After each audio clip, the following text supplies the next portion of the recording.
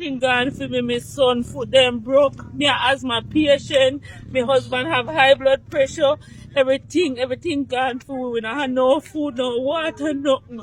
My number, if you can get me by 440-6084 or 868-1992. Please, we are dead. God know me fed up.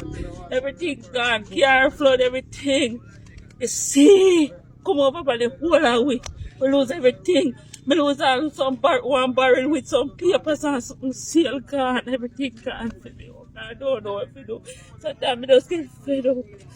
I don't know what to do. God no. I don't know what to do right now. We not even know what we eat and drink. How much days now? We not eat and drink, not even water. We not having no at all. No at all. And boy, I may have all the asthma, yeah. Ventilator, everything gone, everything mashed up, see, everything gone. Who use the ventilator? Me. You? Yeah, because me have asthma. 2 pump me have you, sometimes me admit in a Black River Hospital. The last time I admit me get 42 drip and something down there because me ali catch dengue. And me get about 42 drip and something, me almost dead. When the water come? The water higher than the pot them. Go in the car and while if you run out of the car and come from the bed and one of the school and have them up, you have to swim on this and now go out on the road and tie one rope. And lift up my steps so my foot broke and have him in the abandoned building. So you want me to carry up the abandoned building where we catch? Okay, so we have to sleep on cold ground. And last night, some man come in power with rob. We up there, we have to ball out and tell if we left we alone. Man come in power last night up there. Wait. Man in a mask come up there power last night. We have to ball out and say, boy, I can't take it right now. God no, fed up. From the standpoint. And this alone me end up in that. This alone me not no clothes. I try to say me can get some clothes dry. Panty, everything gone. So not everybody say me don't have nothing. Everything gone. Teeth brush, everything gone. But God, we just pray. God. Yes. Where do you live? Right here. No man, tell me the name of the place. Oh, Bob is Prospect. What's the name of this community? Prospect. Because it's a standpipe lane. Standpipe Lane. Right. So Tell me what was the hurricane like for you? Terrible. Terrible? Yep. What happened to you? Inside that ocean, capside, everything just capside on. No. So what was the wind like? What was the rain like? And how everything? Where were you? How did you escape? Well, I've been flying through the window. You know what? Fly through the window, get up through the window, barefoot. Mm-hmm. And just go across that like a building that's over the concrete there. Mm-hmm. And then we have to escape. Mm-hmm. So, what did you lose? Everything. Tell me, itemize what you lose. Everything. No man, tell me what you lose. The house. Mm-hmm. Wardrobe. Mm-hmm. Princess dresser. Yes. Buffet. Mm-hmm. What nights, everything. Everything, you lose everything. Everything lose. All right, so your house is totally complete destroyed. Yes. Flattened to the ground. Everything, you lose everything. Furniture, appliance, television, dresser, table, bed.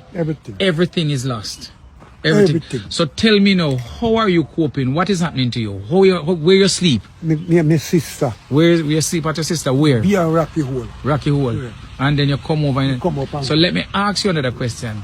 Have you gotten any assistance outside of local residents like Mr. Go who came in with some care packages recently? No government agency? No family member? Nothing at all? Are you working? No. You're a pensioner? Me have no pension, but me 77-year-old. 77-year-old. Yeah. All right. For the record's sake again, tell me your name. Roy Henry. You want to see me ID? Yes.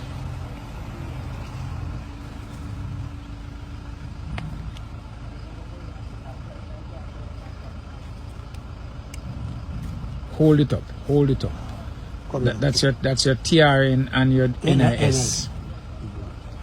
So everything that you are, while you're pulling out the ID, everything is gone. Give me ID. Everything. Hold up your ID so that I can see. Now hold it like this.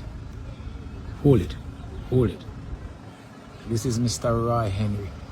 He has lost everything. Hold it. Hold it. Everything is lost. All right. We will talk to you. Yes. I'm not going to say anything else, but we will talk to you, Mr. Henry. Respect. All right? Respect. All right. While the world waited for Jamaica to break, Jamaica threw a masterclass in how nations are supposed to rise. Hurricane Melissa tore through Jamaica with Category 5 fury. Homes destroyed, families were displaced, and Fox News, BBC, they all had their cameras ready for the collapse story. The poor Caribbean nation overwhelmed narrative. But here's what they found instead. Packed flights into Jamaica, tourism up, international support flooding in, and a nation that turned a natural disaster into a global lesson on what real strength looks like. Because Jamaica didn't just survive Hurricane Melissa. They weaponized it, turned destruction into diplomacy, disaster into demonstration. And I need you to understand exactly how they did it. Now, this is not a feel-good story. This is a blueprint. So, guys, let us get into it. I have these clips. I want us to watch them at the very end, and then I'll be back to discuss everything with you. Nobody needs to tell me anything. You see Jamaica, when they open the airport, flights into Jamaica rammed, full, booked out. Locals, tourists, people are going to still come. People are going to come to find their family. People are going to still come for the holiday. People are still going to come. You think this is a joke? You think this holiday stopped traffic? This holiday didn't stop traffic. This hurricane, not even holiday, this hurricane increased traffic. Traffic has increased into the country. Trust me. You see December? December's going to be ram. Jesus. December's going to be ram. Listen, a lot of us get callings that we didn't ask for. You could not tell me that I would be here on October 30th, 2025, organizing aid and relief on behalf of Jamaican citizens. I left this country in 2008 and came back full-time a year ago. I have a life outside of this. But what I will not accept is injustice. And I can see a struggle. And I can see when a strategy is necessary. And I can see when leadership is necessary. I could not go to America and go help companies. You know how many organizations I've worked with, healthcare institutions, and have done strategic work and change management and culture work, and see what is going on here. The definition of destruction, something that can break a culture and a spirit of a people, and not stand up and say, what am I going to do? We need to take a radical look at ourselves. And I think that people, generally speaking, would be mobilizing in all of their respective communities, right? In the same way that in IT or in Puerto Rico or in Hawaii or Florida or the Appalachian Mountains and every other place where there's a destruction, you find a cause that you are tied to, a land that you're connected to. Right now, I am taking the next 30 to 45 days off of my professional life to focus on this full time. I'm not gonna lie, I'm stressed about it because I need to be focusing on my work. But this is more important to me. I cannot know, and I don't care who wants to tell me what. You know how much craziness I've heard in the past few days? How people have shown their souls and their humanity and their lack of empathy. I cannot go to my bed and know that my neighbor, not even 3 hours away, is being eaten alive by mosquitoes, laying next to a corpse with no food and no coverage. We have to come together. It is not only the job of the government. If we wait on only the government to help us, we are going to see so much death and so much casualties. I do not need to convince you to help me do this. But my request is that you help me. My request is that you care and you go on the journey with me. And this is not no savior thing. I don't want to ask credit. What I want to know is that 4-year-old child that is the same as my child has a future and a life worth living. That your grandmother who needs her blood pressure medication has access to it. That your father whose roof is blown off has at least a tarp to cover it until we figure out the rest. Right now, my company is going to be partnering with Robin Kira Foundation, and we have a cement project that we're going to be launching. We're already thinking about rebuilding and renovation. We have some engineers that we're going to be working with to get the cement and everything going. Guys, I'm not going to pretend like this is a short-term project. I said, yes, I'm going to take the next 30 to 45 days. May I say that right now? But the way it's looking, it's going to be longer. But it's worth it. If it means we get to keep our people here, if it means we get to retain our souls. What does it cost a man to gain the whole world but lose his soul? You tell me.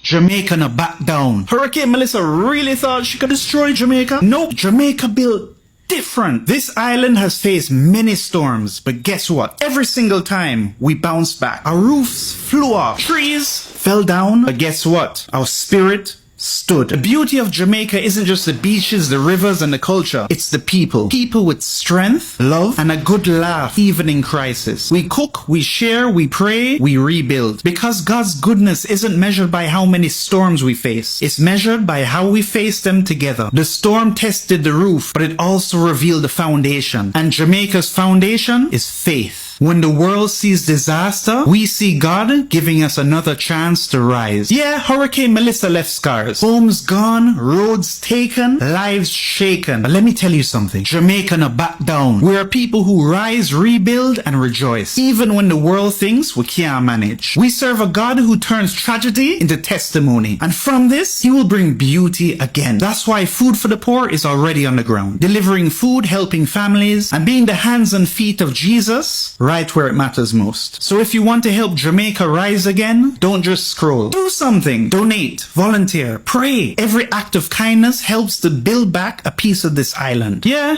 things rough, but joy is still there. Faith still there. Jamaica still there. Now go and be a part of the rebuild, because Jamaica will rise again. You see the amount of people who pull up for Jamaica?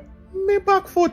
I am so grateful. That shows how great and how loved as a people we are, and we just have to know our strength. One of the things that I've seen emanating from this crisis, which is kind of surprising, the outpouring of support for Jamaica.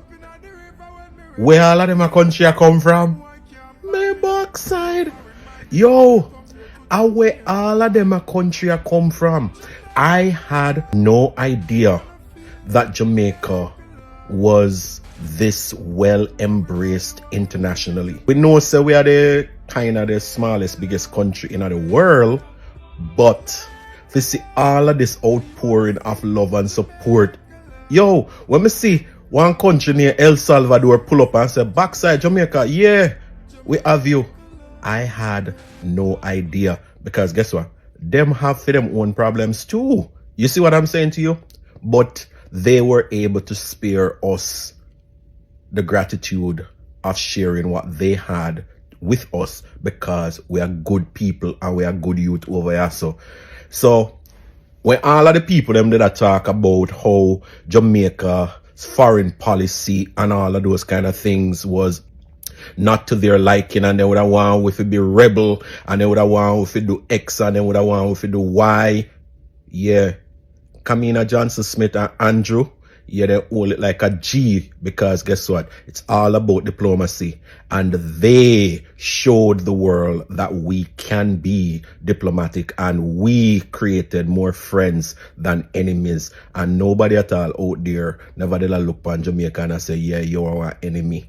It would be nice if Jamaicans that are able to visit some of these countries and show some love and support to them and their culture, because you know sometimes you have to remember where kindness come from, then tell us remember where kindness come from. Yeah, so see these people showing up for us.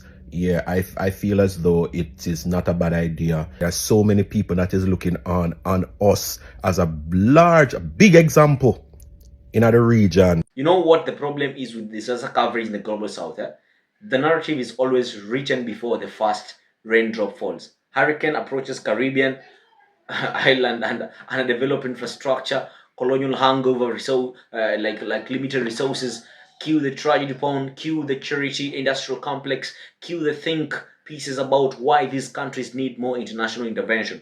Now, Hurricane Melissa was supposed to be the story. Category 5, direct hit. Jamaica nation still bearing the economic scars of IMF structural adjustment, still navigating the complexities of tourism dependent development was in the crosshairs, and the international media machine was ready. Even more than ready. I watched Fox News talking about how the island will be flattened. Commentary suggesting Jamaica wasn't resilient enough. The subtext was clear. Here comes another helpless victim needing rescue.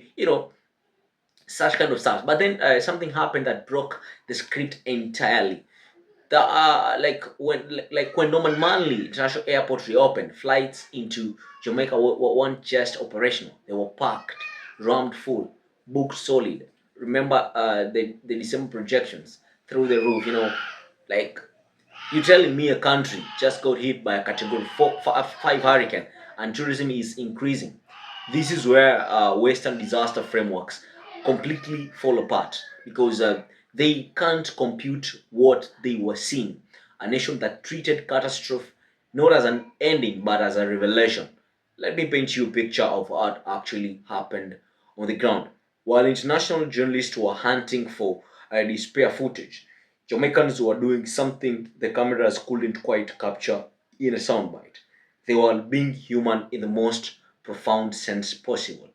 Neighbors weren't just helping neighbors, they were operating on a principle that's almost instinct in hyper individualistic Western societies.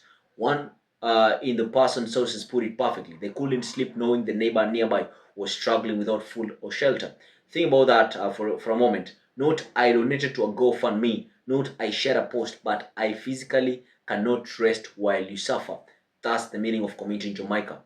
Communities were cooking together, sharing what they little they had. And here's the kicker, guys. They were smiling through. Not the performative resilience you see in disaster photo ops. Real warmth, real strength.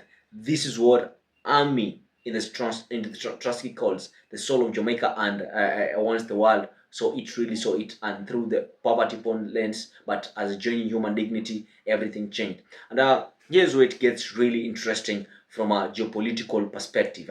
Jamaica didn't just survive; they accidentally conducted one of the most effective soft power campaigns of the decade. Countries that had lukewarm diplomatic relations became suddenly supportive. El Salvador sending aid unprompted. The outpouring of support was described as surprising even to Jamaicans themselves. And you might be asking yourself why. Because Hurricane Malaysia revealed something the world is desperate to see right now. Proof that community solidarity still works, that faith-driven collective action can outperform bureaucratic disaster response, that you don't need to be a wealthy Western nation to demonstrate what human excellence looks like under pressure, right? Camille Johnson, Camille Johnson Smith, and Andrew, Jamaica's diplomatic corps, perfectly said it. They didn't beg, they didn't perform victimhood. They showcased strength while accepting support with dignity.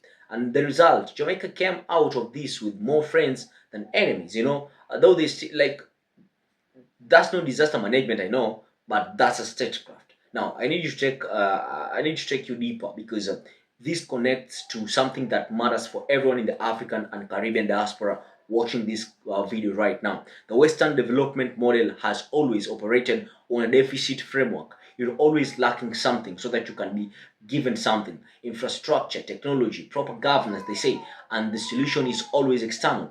Foreign aid, international intervention. You need a Western expertise to handle your country issues. Hurricane Melissa exposed that lie. What Jamaica demonstrated is that the most crucial, critical infrastructure is not even physical, so it's social and spiritual. Their foundation, as the sources explicitly stated, it's faith, not in the prosperity gospel sense, but in the lived practice of believing that no weapon formed against Jamaica shall prosper. When you have that as bedrock, when your grandmother told you that God gave us another chance to rise, disaster becomes an opportunity for testimony, not trauma. This is what Europeans and Americans watching could not understand. They were waiting for a collapse. Jamaicans were preparing for resurrection. Okay, let us talk about the brass tax, because this has direct implications for diaspora wealth and a movement. Tourism increased after the hurricane. Let me say that again. For the people who think Caribbean economies are fragile, people saw the response and booked trips because of it. They wanted to go to Jamaica and help. No disaster tourism, but like not this poverty voyeurism, but genuine admiration. They saw the cooking and sharing, the faith and the resilience, and refusal to be broken. And they said, I want to be around those people. I want to spend my money there. I want my children to see what real community looks like, such kind of things. And do you understand what a complete reversal this is? I want you to understand something here. For diaspora folks sitting in Toronto, London, New York, watching your home country get battered and somehow emerge stronger, with more international goodwill, with increased economic activity. This is the counter narrative we've been searching for, guys. And Jamaica has just given us the script. And this is the proof that our cultures, our faith systems, our communal practices ain't backwards. They are actually the emergency infrastructure that works when everything else fails. Now, I'm not going to stand here and pretend this is simple or perfect.